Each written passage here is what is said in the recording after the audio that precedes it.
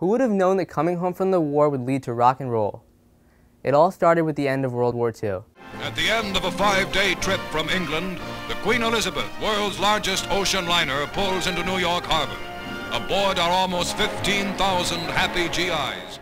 As the veterans came home, they were unable to get jobs because of their lack of education. As a result, the Servicemen's Readjustment Act of 1944, more commonly known as the GI Bill, was passed. This ensured free education, grants for schools, college tuition, unemployment payments, and small business loans.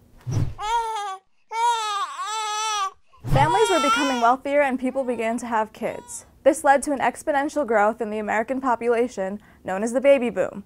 Dr. Frederick Spock wrote the Common Sense Book of Baby and Child Care. This book simplified parenting, improving the quality of life for many families that were migrating to the suburbs.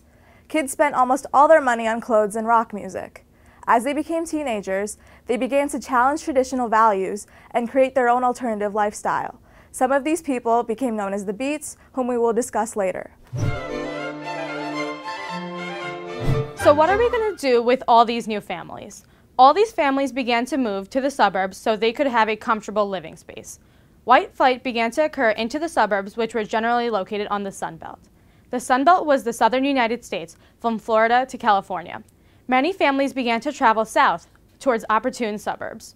Industry also began to shift during this period, from the north to the south. Businesses, such as California's electronic industry, provided more opportunity for migrating families. As the whites moved into the suburbs, the cities were left with the poor, immigrants, and minorities. Racial segregation became more prominent because communities were separated. This was encouraged by federal agencies, as they would favor the whites while selling houses. Levittown was a prime example of suburban growth. It was filled with cheap houses that all looked exactly alike. Suburbs such as Levittown were built quickly and effectively, providing numerous new places to live. In this process, a middle class began to emerge that enjoyed leisure and luxury. The economy began to stabilize due to three major factors. 1. A combination of the large spending on the military during World War II. 2. An increase in the agricultural productivity after the war via the introduction of the chemical fertilizers, tractors, and pesticides. And 3. The boom of Keynesian economics, a modern, scientific way of handling the economy. The economy grew an unprecedented 37%. Prosperity was also caused by the GI Bill, science, technology, and cheap oil. Increased prosperity allowed people to spend more time on leisure and recreational activities. Low unemployment rates during this era led to the rise of consumerism. The consumer culture of the 50s saw the opening of McDonald's and the debut of Disneyland.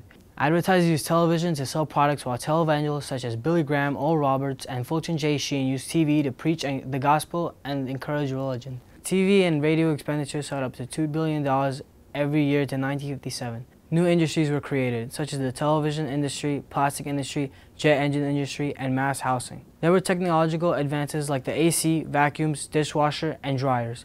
Sports shifted west as the Brooklyn Dodgers and New York Giants moved to Los Angeles and San Francisco in 1958. People started using credit to buy a lot of things with the help of the first diners' club cards and started borrowing more money. This money led to a new car culture and roadside shopping. In 1908, the rise of consumerist culture drove Henry Ford to create the revolutionary Model T. Automobiling was no longer an adventure or a luxury, it was a necessity. Ford's competitors were inspired to keep up with the current trends and build cars for everyday people. With all these cars on the road, new routes needed to be developed. Eisenhower signed the Federal Aid Highway Act, leading to the $26 billion construction of a 40,000-mile national system of highways. Highways intertwined communities and created a homogeneous culture. They eliminated crowding, spanning the entire nation. They also allowed a commute to work so people could get jobs further away from home. They were some of the largest public works in American history and led to spurred businesses, with the exception of the railroad industry, and increased pollution. Because of safety enforcement, highways also reduced the number of roadway accidents, saving lives in the process. One of the most prominent highways was Route 66, spanning from Chicago all the way to Los Angeles. Dust Bowl migrants from the southern and midwestern plains could often be found traveling along this route. Route 66 symbolized the spirit of freedom and adventure. Once the Interstate Highway Act was passed in 1956, Route 66 became obsolete. To this day, Route 66 is seen as a popular tourist attraction.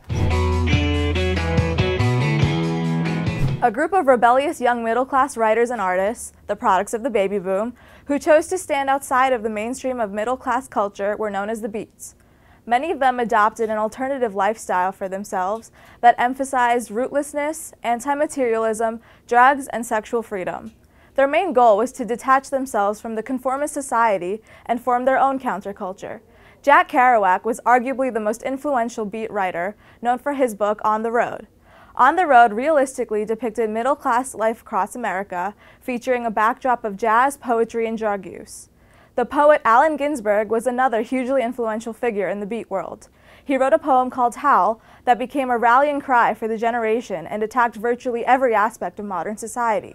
You ain't nothing but a hound dog, crying all the time. You ain't nothing but a hound dog. Speaking of the Beat, music was a large part of everyday life in the 50s.